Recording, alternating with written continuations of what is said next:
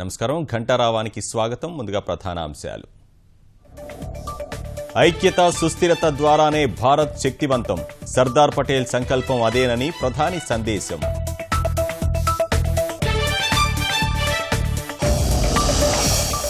సమైక్యతా దినాన పటేల్ను స్మరించుకున్న యావత్ దేశం. ఢిల్లీలో ఐక్యతా పరుగు, డిజిటల్ మ్యూజియం ప్రారంభం.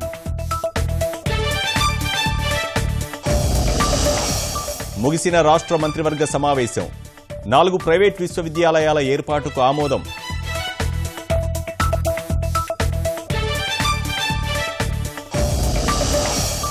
సులభతర వాణిజ్య విధానాల అమల్లో సత్తా చాటిన ఏపీ. తెలంగాణతో కలిసి అగ్రస్థానం కైవసం.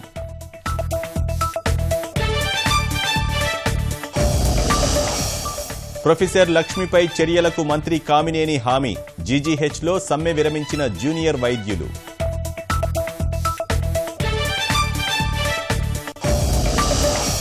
భోపాల్లో 8 మంది సిమీ ఉగ్రవాదుల ఎన్కౌంటర్. కారాగారం నుంచి తప్పించుకున్న కొన్ని గంటల్లోనే హతం.